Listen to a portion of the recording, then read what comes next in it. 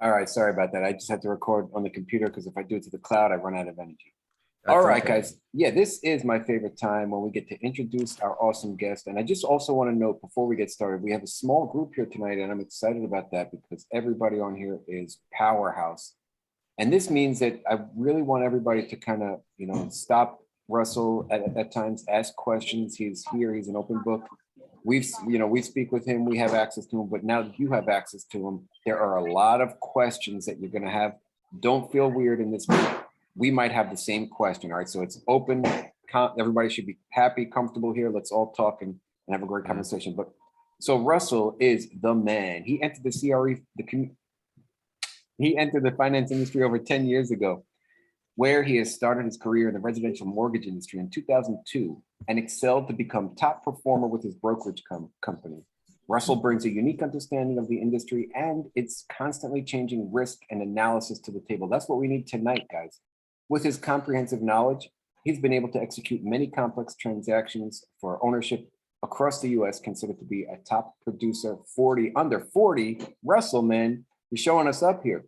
He has built relationships with over 50 plus commercial banks. He communicates directly with credit officers and top tier individuals within the banking industry. He has spearheaded Cornerstone Capital of New York's expansion from New York to across the states and secured over 1 billion in commercial financing transactions while doing so. Russell, welcome to the show, man. Thank you, man. I appreciate you having me here, and thank you for allowing me to come on here and kind of speak to everybody. Share some insights about what's really happening in the market today. I think we're all kind of scratching our heads now, like what do we do? How do we go about it? Where do we go? I'm just here to to shed some light and tell you guys that there is light at the end of the tunnel. So I'm happy to take on any kind of questions from you guys. I'm happy to dive into some of the scenarios, some of the different lending opportunities. I'm here specifically to speak about financing, how we're looking at multifamily today, how banks are looking at multifamily today, and how we're structuring our deals. Right, we have a deal in place that we're looking at. We're at our analyzer and we're looking at it and we're crunching numbers. We need to understand what to place in our rate. I'm here to tell you guys what lenders are looking at. I'm here to kind of tell you guys on what we're going to be looking at in regards to expenses, extra, for example, extra expenses that we put on top, the reserves that the banks require. Things are changing, it's evolving, but there's light at the end of the tunnel, right? We as operators, you guys as individuals that want to be in real estate, that are currently in real estate, that are buying real estate, want to continue moving forward. So I'll definitely dive. If you want, I can dive into a little bit about who I am and my team, and then we can go into questions. I'll follow your lead, guys. Please, please. All right. Just add a little more, and then you have a deck that you want to share, so you can share that and go from there. Yeah, absolutely. Before I get started, I want to introduce you to Michael Gefter. He is one of our senior relationship managers here at Cornerstone Capital. So not only do you have access to us guys, right? Through the group, you have access to us with any questions, comments, or concerns, but you also do have our entire group, right? You do have our entire group that is constantly evolving, speaking to over 85 different lenders on a daily basis. If things are changing, right? You have so many different lenders, and we'll jump into that. There's so many different products. We'll jump into that. We're here to help should you guys have any kind of questions at all. So thank you for that. So yeah, let me quickly just kind of share my screen, and we can go from here. Hold up. Okay. All right. Can you guys see this? Are you seeing my page? Yes. All right.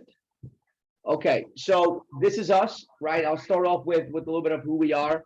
We are the Cornerstone Capital of New York. We are a debt and equity firm, more or less specializing in debt on multifamily and commercial properties. Lately, we've been doing a lot of multifamily storage and industrial properties, right? And we've been pretty successful at that. Last year, our firm closed close to about 700 million in volume, not commission. Otherwise, I wouldn't be here right now, right? I'll be on the beach like this other gentleman right here, Danny, that was on the beach earlier. But yes, in value wise, so it's been pretty interesting. Also, if you guys have any questions, you could just yell it out, right? So if you have any questions, you could yell it out, and this way you can answer. I can answer it for you. But yeah, so Cornerstone, we've been in operations for over 10 years. Our main objective is to really work with operators, individuals that are getting into the business, guiding them and showing them how to look at multifamily property, right? Where to look, where not to look, what type of assets to go after in a certain time, right? In 2008, when the recession happened, you couldn't go after every property that you wanted to because the banks completely stopped. So you had to really choose what you wanted to. A few years back, retail wasn't where it was. So banks weren't really lending on retail properties, right? Today, our rates are going up. Our rates are skyrocketing. And you're probably asking the question, what are banks looking at, right? What type of products should I be going after? What type of loan products should I be using? Should I be using bridge debt? Should I be using Fannie and Freddie? Should I be using conventional? We'll jump into that. I'll show you some of the different products and how we're structuring things. So after this entire meeting, guys, Nico and Joseph, they'll send you this as well, so you'll have it. This way you can utilize it for yourself. But in theory, we pretty much we have a credit analyst in house, we have an underwriter in house, we have a loan coordinator, relationship managers, credit officers. So we have an entire team to really take on any loan size, anywhere from $1 million all the way up to 100 million, right? So the actual loan size, it doesn't matter, but how lenders are looking at things is just the nature of the beast. The larger the loan sizes, the easier it is to get done, right? So just keep that in the back of your mind. When you guys are gonna come back in like 5 years and you guys are doing larger deals, you'll come back and say, Russell, you're absolutely right. It's a lot easier to get the bigger deals done, right? And I'll jump into that a little bit later. But let's get into the loan products, right? So what are some of the actual commercial assets, right? So what are some of the assets that we have? These are the type of assets that individuals and operators are trying to go after. You have your multifamily, which is one of my favorites. I stick to multifamily more than anything out of all of our assets, right? It's the safest, and the lenders love to lend the highest LTV, LTC component. You have your mixed use component, right? That's your retail and a couple of apartments upstairs. That is your mixed use option, right? You have your apartment buildings, which is just another way of saying multifamily, right? Anything that's more or less 3 and up is considered multifamily. You have your affordable housing, right? It's your affordable housing. So more or less where the government more or less gives you credits or grants for giving your tenants a lesser amount of rent per month. Senior living, hotels, retail properties, office properties, right? You have an office building, industrial and warehouses, right? You have your industrial property, standard, everyone's after it. You have your healthcare facilities, ground up construction. And then of course, one thing that is missing on here is storage, right? Lots of individuals have been migrating towards the storage facilities in the last couple of years, and it's definitely bullish because us as individuals, let's say us, we're paying what? We're paying 500 square foot, something within that reach, $300 to $500, dollars a square foot, just to lease something out. I'm just giving you high numbers, but I'm just exaggerating the fact that people are willing to pay a higher amount for per square foot in storage facilities than they would anywhere else. So that's why that asset is kind of bullish as well. So you have your programs, right? Let me see here. You have your programs, right? These are the actual loan programs, right? There are many ways to get a loan, and I'm going to repeat that again. There are many, many different ways of getting a loan. The question of you not getting a loan is not even in question. You can always get a loan. There's so many different products, and there's so many different ways. Some of the different products that we have on here, right, is your conventional, right? Your conventional loans, your regular banks, institutional, which is more or less your larger banks, right? Institutional usually starts off at about 5 million and up. You have your Fannie and Freddie, which is what I believe everyone here is accustomed to, or they like that product, and they think it's the easiest, right? So bridge, let's talk over bridge, for example, right? Let's jump into a bridge product versus a Fannie and a Freddie. I'm sure everybody here who has been purchasing property or wants to purchase property has heard of the term bridge term, right? We don't use the word hard money. It's derogatory. Nobody likes that word, right? It's bridge, right? So what's a bridge loan, right? A bridge loan is a loan that a bank gives you. It's more or less, it's not a full-term loan. It's usually anywhere from 2 to 5 years. You usually get a 2-year loan, a 3-year loan with a couple of years of extension. It gives you the opportunity to put in the value add that you intended on putting when buying the property. Now, why do we buy multifamily property? We buy multifamily property because we're looking to put in value into that asset. We're looking to build value into that asset, build up the value, appreciation. Everything helps market growth, rent growth, job growth. Those are all the key factors that once you put in the value, your appreciation grows, and then you could obviously either refi or sell the property. With a bridge product, the bank will give you usually the highest LTC or LTV component. Now, bridge lenders usually go up to roughly about 75 to 80 LTC, plus your renovation and construction cost. So let me say that again. Say, for example, you're buying a property for 10 million, right? And your renovation budget is 3 million. So you have a total cost of 13, 10 and 3, 13. The bank will then give you 80% of that.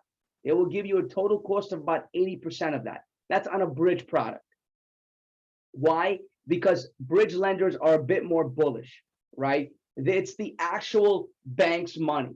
If you really think about it, it is the bank's money. Regardless if they're going to sell your loan to a third party or a servicer, it is their money. They keep it on their books, so it's their decision. So you're looking at roughly about 75 to 80% when it comes to bridge financing, which I believe is one of the most attractive things these days. Now, the rates and all of that, we can jump into that a little bit later.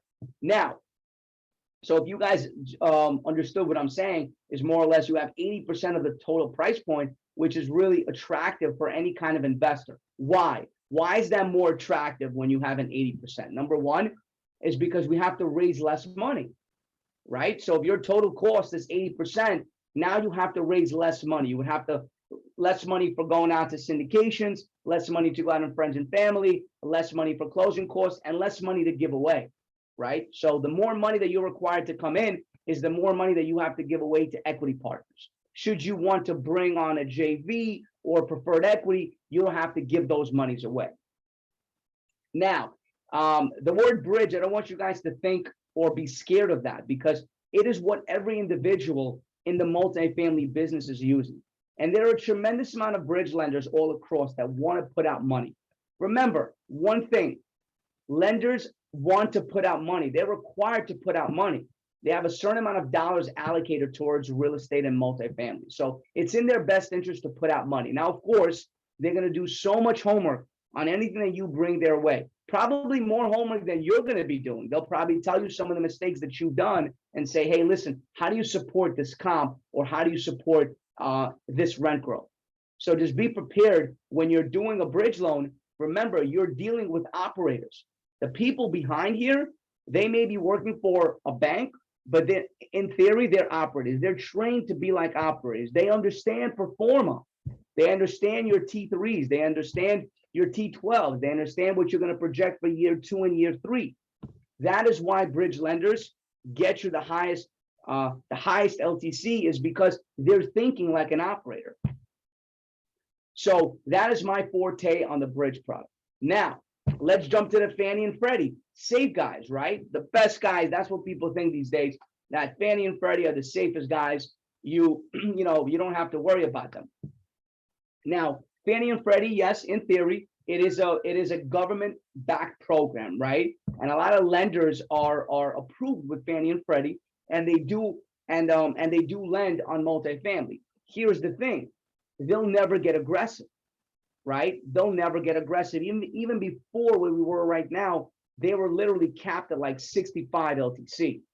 So what does that mean, 65 LTC? As I mentioned to you earlier, you have your 80 LTC versus your 65 LTC, right? That means that you have to then bring in more funds. That means that you have to then raise more money, give away equity, right? Give away your hard-earned dollars to other individuals to bring in funds. On top of that, Fannie and Freddie never give you a full-term IO. As mentioned, bridge lenders give you that full-term IO. You have that interest-only product so you can go and fulfill your business plan, right? Go ahead and renovate those units. Go ahead and put in those dollars into those units and raise up the rents. Fannie and Freddie only give you more or less a 2-year interest only, if you're lucky, right? You could possibly maybe get a 3-year IO, but you have to be in a very strong market. Forget about tertiary markets, especially now. Fannie and Freddie are not your best friends right now if you're looking to purchase in a tertiary market, right? If you're not looking in a market that has rent growth, and I'm just estimating right now from what I've been seeing in today's market, and we're talking about today's market, Fannie and Freddie. In today's market, if you're not having 9% rent growth year over year in a certain market, they won't even look at it, no matter if you have 20 deals with them or 30 deals with them. In any event such as happening right now, they want to make sure that you can weather the storm. So rent growth is very important, job growth is very important, and economical drivers are very important, right? So they kind of shy away from the tertiary markets in the event that one driver just dies out or they go out of business, right? Because of a recession, they want to make sure that you're safe. So let's get back to the Fannie and Freddie. So Fannie and Freddie will likely be around the 65% LTV, LTC component. Rates aren't really that attractive. They're not too far off from a bridge. In today's market, where we are right now, guys, you're anticipating roughly anywhere from about a 4% to a 4.5%. And now remember, we're only in believe it's our second hike. They're estimating an additional 3 more hikes for the remaining of the year. So by the time this year is over, what they're saying is that our rates are roughly going to be close to 5%. Now, I hope that doesn't happen, because it messes things up. Why? Because cash flow starts to change. Your model starts to change. Banks now start to underwrite and stress test a little bit higher than they usually would. Right now, they're stressing at about a 5.5 exit, right? A 5.5% on exit. That's your year 3 NOI. They're looking at an exit of a 5.5% rate, because that's effectively where they think it's going to shake up. A few years back, they were easily on an exit at a 4.5 because our rates were 3.5% rate. So the banks had a little bit more of a leverage. So right now, you're looking at roughly at a rate of with Fannie and Freddie, you should anticipate roughly at about a 4.5% rate. Just 4.5, 2 years IO, and then it automatically perms out. So it's not the most favorable option to go, but if you're in a strong market, Austin, Dallas, for example, Orlando, right? You could approach that, but you're going to have to tweak your business model. I don't physically understand how you can make your operations work when you have to give away principal, when you have to pay for principal. Operators like us really don't want to pay principal because we're betting big on appreciation. We're betting big on rent growth, right? We're buying these properties because we're seeing other assets performing so well, right, that we want to achieve those rent comps. So we're betting that in a year or so that we want to at least take 1.5 times, right? We want to sell for 1.5 times what we purchased for, so we can return at least 1.5 times multiple to our investors. So the best bet when you guys are doing multifamily or when you're purchasing these properties, of course, in my humble opinion, is to go with the bridge option. Now, we're aligned with over 85 different banks, right? I've grown into this relationship by having a phone call conversation with the head guys of the banks and just speaking to them about what's out there. And even those guys are telling us to stay away from Fannie because you're not going to get the best bang for your buck. So as of right now, rates for bridge, right, as of where we are right now, guys, you're anticipating roughly at about a 4.3% is where it's hovering, right? Something within that reach. If anybody's telling you anything less, I want to see it, but I haven't seen anything in the last 2 to 3 weeks, anything less than roughly a 4.3. Now, I've submitted loans at a 3.85% 3 weeks ago. I am now at a 4.3%, 4.4%. There's nothing I can do about it. If it's a floater and the rates are floating and you didn't lock it in, where more or less a bridge loan, you can't really lock in. I'll get into what you could lock in. Okay. I'll get into that next. But with the bridge loan, you can't really lock things in. It's going to float. And whatever the market is at that very moment, that is what you're going to have. Now, relationship plays a big role. That is why I like to push the fact that, hey, not only do we provide the financing, but we're also operators as well. So we understand where you're coming from. So we have that relationship with our bank. So if I'm looking at your model and I need you to be at a certain amount, I will make a call to the bank and see if they can reduce their spread, right? It's just one of those things that we do. Now, will they always do it? Probably not. But if it makes sense and it makes the deal work, the banks will reduce their spreads. Spreads are starting to widen, right? As rates start to rise, the bank spreads start to widen because now they're not capturing their certain yield that they need to make by giving you a certain deal, if that makes sense, right? Rates are going up, spreads are widening. So bridge loans are those type of loans that you could lock in right away. So it's something that you do need to hope and pray that rates don't go up, right? You do need to hope and pray that rates don't go up and that you can finish and you can get to the finish line quickly. So, but once again, banks are lending. Don't let that stop you from going out after business, right, guys? You have an amazing group here at MIH.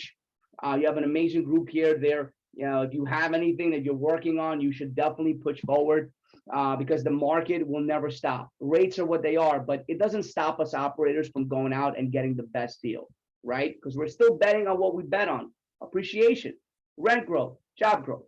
So as mentioned to you, you can't lock bridge loans. You could lock a Fannie and Freddie loan if you'd like. You have to pay a 1% fee, right? You have to pay a 1% fee, which is then refunded to you back at closing. But once again, if it fits your business operations, go for it, right? But if it doesn't, you have the bridge. Now, there's something that you could lock, and that is a conventional loan. And that is your typical bank, right? That is your retail bank. For example, whichever market you're in, say, for example, you're in the New York market, there's a TD Bank all over the place. There's a TD Bank all across the East Coast, right? That's your retail bank. That is one of your conventional banks. For example, a Chase Bank, right? Everybody knows Chase. Chase is everywhere. So, for example, you're working with a Chase representative in their commercial department, and they like your deal. When they present you with a term sheet, you can lock in that rate from day one. So you can lock in that rate. If your rate is a 3.75 and the rates go up to a 5.5% rate, guess what? Chase Bank will take a hit, more or less. They will take a loss, but they will do the loan because they will have to honor that. And that is the difference between these two type of products that you have, which is your conventional, which is your bridge, and which is your Fannie. Now, conventional banks, once again, you will not get your interest only option. You will get maybe a year, but you won't get more than that. I haven't seen it in a very long time where a conventional bank will give you more than 1 year. It's just not in their wheelhouse. It's not something that they like to do. Why? I have no freaking idea. I've been trying to speak to them. It's just not in their wheelhouse. It's not where they want to play. So effectively, if you are looking at a deal and you want to approach a local lender, in order to weather whatever the rates are, and you're thinking that it will go up again, which it's likely going to happen. Nobody wants that, especially me, because I have to make calls to every single client and tell them, hey, I'm sorry, but your rate is now an eighth higher. Or no, I'm sorry, your rate now is a quarter higher. So effectively, if you'd like to, you could always lock in a rate with your conventional lender. So work up the model, make sure it makes sense for you, because it will jump to principal probably year 2. If your numbers still work, God bless, push forward, and you don't have to worry about anything. So That's that's my forte on these three different lenders. I'm sorry, three different products: conventional, bridge, and Fannie. All right. So now the conventional loans. Usually, what I've said over here, you guys can you guys can read it. Like again, you can have the high LTV here is 75. You can go up to 80%. Amortization is usually 25 to 30, right? There's no interest only, as mentioned to you. With an exception, you could get to that point, right? So bridge loans, I went into that, right? So I'm giving you the ammunition for that. You guys can read on this a little bit about this, right? It's more or less the non-stabilized or the stabilized, or it needs renovation. Anything that you can put in value, that's what you go for, right? So then you have your CMBS loans. It's more or less the institutional, the life companies, right? And the CMBS loans, those are for larger deals, 10 million and up. So you want to read about that, and something fits your, I guess, your goal of what you're trying to achieve. Reach out to me or to Michael Gepter here, and we'll have a conversation about that. You have your typical agency loans. I told you, Fannie and Freddie. I like them to a point, right? But it's going to be tough if you guys have a business plan of value add, of any kind of value add on the position. And then you have your, which loan type is best, right? So once again, you have to analyze, and you have to ask yourself, what's your business plan? What are you trying to achieve? If it's a long-term hold, go for it. You can go for Fannie, or you can go for a conventional loan, if that's what you're trying to achieve. But we all know that in the multifamily space, you can underwrite that you're going to hold for 5-6 years, and that's never going to happen, right? Because you're gonna want to sell. You're going to recycle your capital probably year 3, year 4 at most. Will you hold to 5? Possibly, but the intentions are to get out of it at a certain point once you feel like you've reached your business plan and you've achieved that, right? So we're here, guys. We're here at Cornerstone Capital. If you need to reach out to us, Nico and Joseph are going to send you the information. Please feel free to reach out to us, and we're here to answer all your questions. And that's about it. And just a little bit about who we are. You can read about who I am and what we've achieved here at Cornerstone Capital. Some of the things that we do, our hashtag is always Team Cash Flow, right? So anytime that if you follow me on Facebook, guys, please do follow me on Facebook, Instagram, friend me. We have a lot of great content always out there. We want to share as much education as possible with everybody. So please feel free to reach out. You have Michael Gepter, who is our relationship manager here at Cornerstone Capital. He is an alumni of the University of Alabama. Anybody that lives there, he'll tell you a lot of great stuff about Alabama and that market, as well as Georgia. I'm a big fan of Georgia market. We do a lot of stuff. There. He's Michael's experience at Motorway Professional, bringing him over 3 years of related experience in CRE development and capital markets. So you do have a good team here. Reach out, ask questions. No question is a wrong question. So that is us and some of our recent deals, guys. So you could take a look at it. They're all different type of multifamily.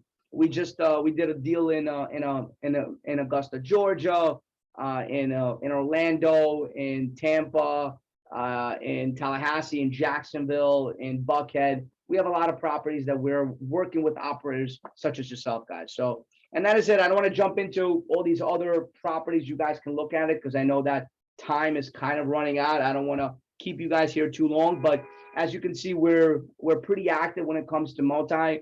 Here's a property on the bottom right. You'll see it's a property in Houston, Texas that we financed. There's a property in New York, in Fort Lauderdale, in Augusta, Georgia. So, we've been pretty active on that.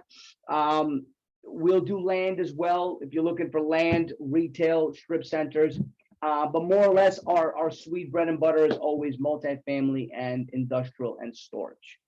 So that is it, guys. That is, I guess, the information about us.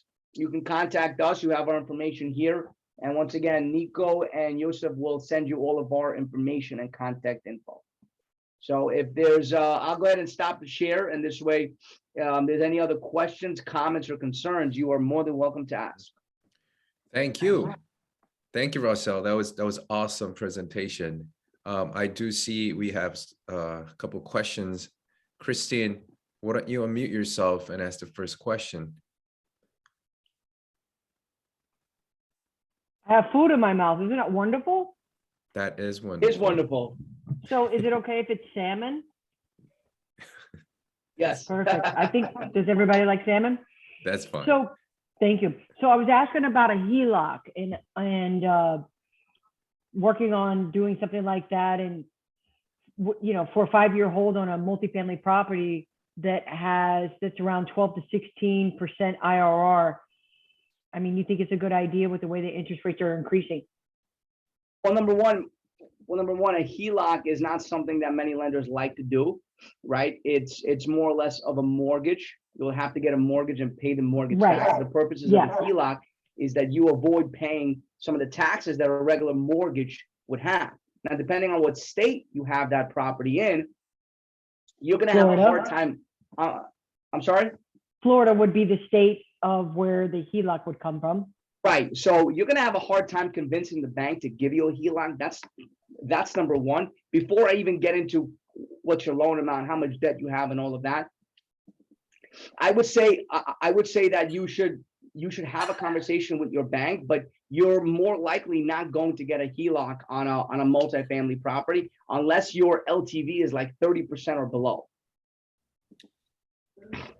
Well, is this more of like a syndication opportunity? Okay, so repeat the question again. So if you were to get a HELOC and then take that and put it into a syndication on a multifamily property? Got it. See, now you asked the question correctly. Right, because now a little more clarity there. There you go. All right, excellent. Well, you have to ask yourself a question. The rates are they're hovering about a 5.5%, 4.5%, right? 4.5% to 5.5% for any kind of HELOC, right? So if you're able to do that, and you're getting an IR of about what you said, 12 to 16%. Correct. Then I would tell you, if you're able to pay back your HELOC within that time frame, I'd say go for it. Absolutely. And what kind of time frame is a HELOC? So you're talking like it's just 1 year, right? Or well, no, you can get up to 3 years. okay, You can get it up to 3 years. So HELOC can go up to 3 years, and you can continue, and you can actually convert it into a 30-year mortgage. If you right. choose But the to. hold on the property is like a 5-year hold. Exactly. You can pay that off anytime you want. There is no prepayment penalty. Okay, got it. So there is no prepayment penalty. Once you get your monies back from the properties, from the syndicated property, you can just pay off your HELOC.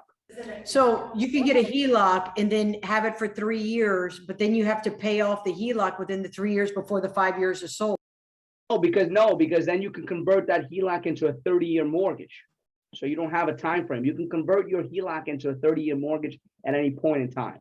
Does that make Got sense? it. Okay. Because I know HELOC, I mean, listen, there's always moving targets with that, right? Yeah, absolutely. But once you convert it into a 30-year mortgage, your rate is fixed. And then once so you have it for 30 years, but once you sell that syndicated property, take the proceeds and pay off that loan. There's no prepayment penalty.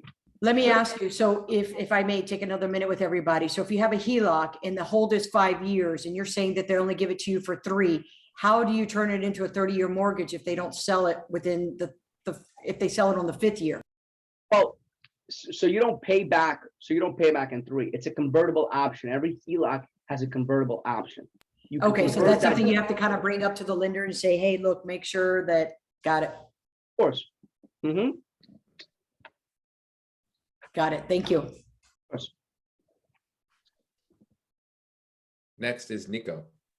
Hey, Russell, man, really, I love your breakdown of everything. Thank you so much, man. I'm learning. I really learned a lot. I'm like sitting here like, the way you explain things is different and just very, very clarifying for me. So thank you, man. All right. So are all bridge products floating? Well, I mean, it's really how you negotiate with the bank. Effectively, bridge loans are essentially floating. How do you protect that risk? How you protect that risk is with a rate cap, right? You purchase what is known as a rate cap lock.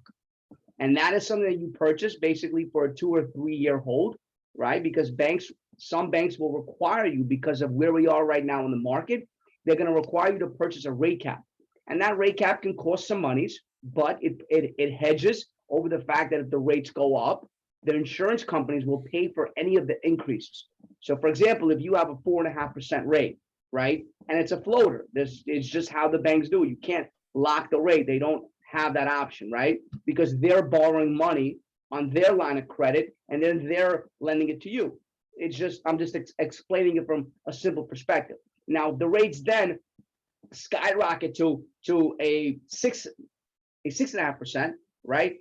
The bank requires you at that closing time to purchase a rate cap starting at a 2% strike, right? So starting at a 2% strike. So when you're purchasing at a 2% strike, if the rate goes over that 6%, the insurance company will then pay for anything of an overage.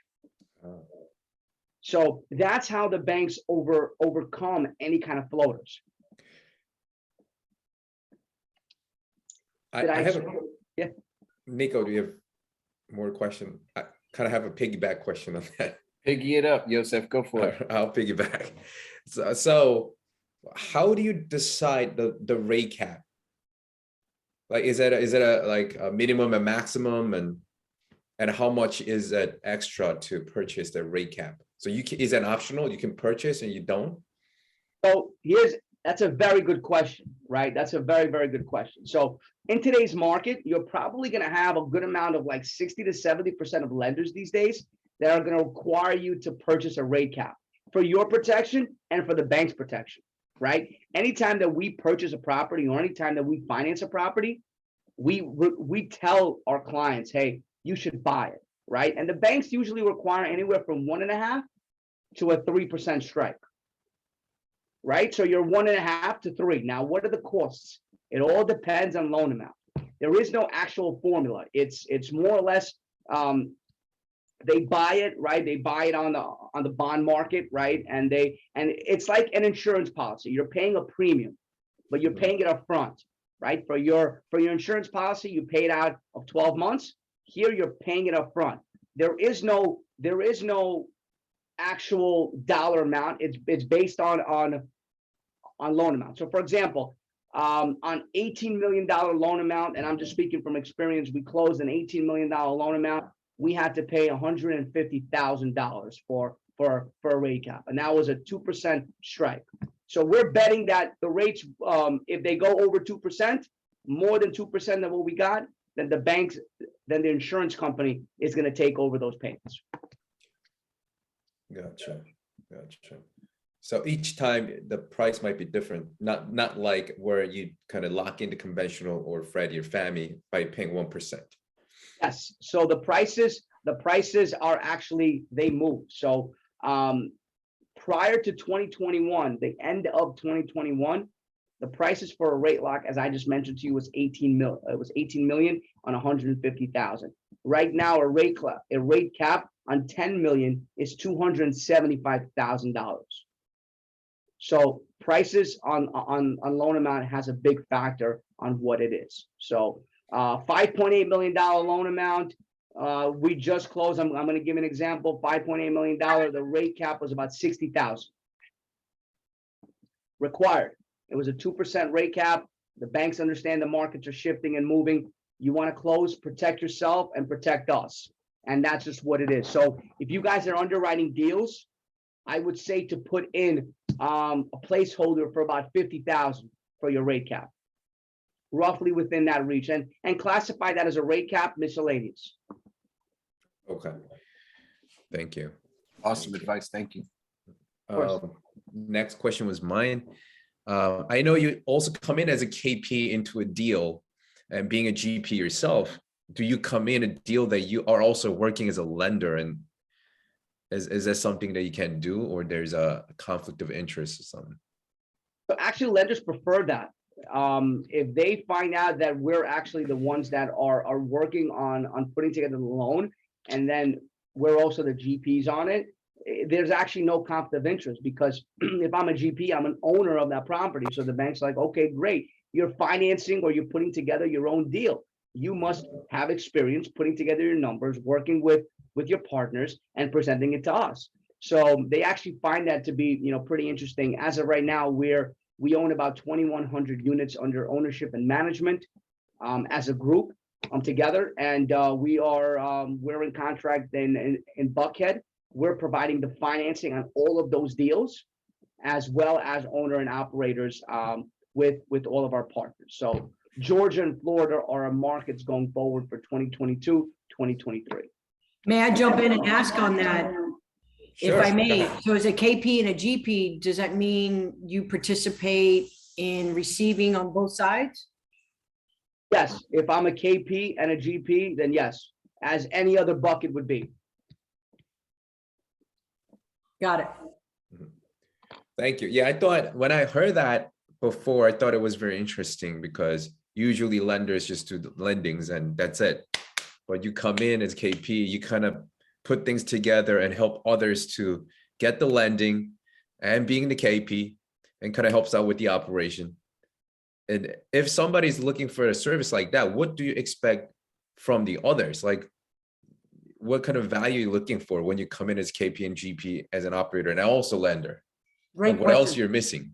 That's a very good question. That's a very good question. So I'd like to see experience, right? I'd like to see some sort of boots on the ground, because I can't be everywhere at all times. So I expect that individual to have some sort of market knowledge and experience, or at least position himself with a property management company that he has experience, right? And have some sort of relationship with a construction team. Should it be a heavy value add, right? Who's your asset management, right? It's a business. So I'd like to see that you know how to run your business when presenting a deal.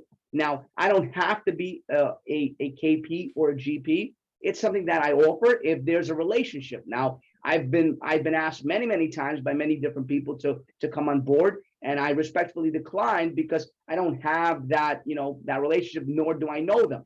Now, if it's from a group that I know, like at my age, Jake and Gino, that's a different story because you come from a good background. But when you guys are coming and asking for a KGP, for a GP and a KP, it's important to make sure that you have your business plan aligned, as mentioned: construction, property management, asset management, and operations. So those are my 4 factors that I ask for. Great, thank you. I see Christine and Ike then after.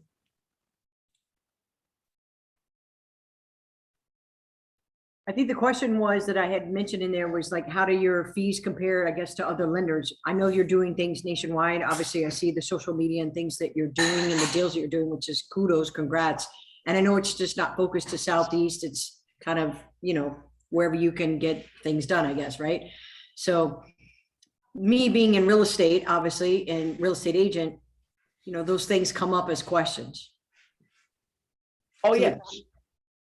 I'm So sorry, the go ahead. question is like, how do your fees structure compared to others, and what, I guess, allows you to win the opportunity to work with that borrower?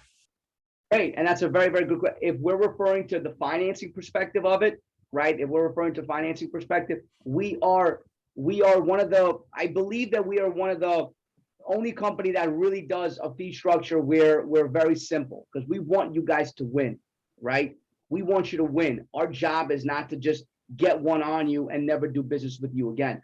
We're here for the long run, right? I'm here to be in this business. My entire team is here to be in this business for the next 10 to 20 years and so forth. So our fees are very general. They're anywhere from a 0.5 point to a 1% fee, depending on what it is, of course, right? And we understand that there's work to be done. So if I have 5 individuals working on your deal, you're ranging from a 1% fee, right? If it's just maybe 2 individuals, then you're ranging anywhere from a 0.5 to like a 0.75 fee.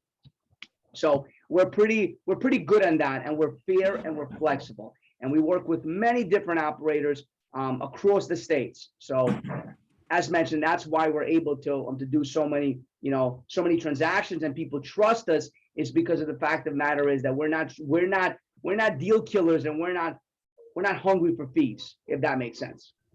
It does make sense. Thank you. Thanks. Ike, please go ahead. Hey, Russell, great presentation. Thanks for coming tonight. Incredible presentation. I liked it a lot. I have a quick question about operators that you've been working with over the past 3 to 5 years that have gone in to deals on bridge debt. How are they underwriting their refinances, that will be coming due now or probably later this year or maybe early next year? And how does that compare to market rates now? Are they still hitting their numbers, or are they having to put in more capital, or what's the dynamic there? Well, that's a good question. Everyone should definitely know that things are changing, and the rates are, and the rates are jumping. So when you were underwriting deals, let's say if you were underwriting deals 3 years ago, right? If you're asking the question, if you were getting into deals 3 years ago, you probably weren't underwriting on a rate of 5.5 or 4.5. You were underwriting on a little bit less, right? So the thing is, they definitely missed their exit projection for sure, right? If you're buying properties 3 years ago or 4 years ago and you're about to exit, you're not going to hit or you want to refinance, you're not going to hit your projected estimate, because you're probably underwriting on a much lesser of a rate, right? You're probably underwriting on an exit or a refinance of about a 4%. So sponsors have definitely missed their projections on the refi. But what makes it really good is what I mentioned earlier, is the appreciation and the rent growth. That has continuously gone up. So even though you may have missed your target of a 4%, right, because rates are now going up, you still made it, and you still made your numbers work because of, as mentioned, you have your rent growth, you have your appreciation, you have your market growth, so you have all of that, so you build up on the cash flow that is needed. Now, rates as of right now are staggering at, as mentioned, 4.5 to something within that reach, about the 4.5% rate. But to answer your questions, in today's market, if you're going to underwrite right now, I think people have realized that they have to underwrite for the next 3 years to come a little bit higher than they were expecting. So if I were you to be on the safe side, I would probably estimate about a 5 to 5.5% rate on a refi, just to be safe and play with the numbers. See if it works, right? See if it works for you. See if you're still hitting your numbers, right? Because at year 3, when you want to refinance, you want to pay back. You want to pay back at least 40 to 50% to your investors, if that's your business plan, right? Then you want to exit at year 5. So you want to be able to do that. So I would play with my numbers at a 5.5. If they don't seem to be where you need them to be, I would say go ahead and refi at a rate of a 5%. I think you would be solid with the 5%. Is that going Fannie Freddie, or is that the takeout on Fannie Freddie? Of course. Anytime that we underwrite on a bridge loan, you always want to have that exit for Fannie and Freddie, because those are the guys that are going to come out. Your business plan is done. You're almost there. You're there. You're at that 90% level. You've done what you need to do. Take them out into a Fannie and Freddie. That's the safe haven for you guys. And I would always just as where we are right now, put yourself in a position to succeed, and make sure you get at least at a 5% refi rate. I'm punching it in at 6 or 5.5 and 6, just to see if it's working. Exactly. And that's the key word. See if it's working, right? And see if it's working. You want to get bullish. Maybe you're in a market where your rent growth is not 9% per year. Maybe you're at 20% per year. You're in Tampa, like, for example, you love that market, right? What's the rent growth year after year? So like in Tampa. 20, we're talking 20 plus. Insane. Yeah. So Nico could probably get away with the 5% rate, right? Something within that reach, depending on when he does his numbers. So that all matters of where you're located. Remember, real estate is based on 3 things: location, location, location, right? It matters where you are, because of instances like this in our market, right? Instances like this where we are right now, where you are matters, if that makes sense. Thank you. This was great. I don't see any more questions.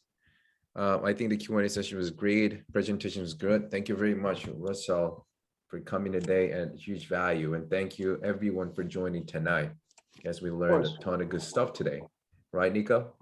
Yeah, absolutely. So like we've been saying, you're going to get an email, follow-up email with this recording. You're going to get access to the recording. You're going to get the slides. You're going to get Russell's contact as well as Michael's contact information. If you have any further questions, reach out to them.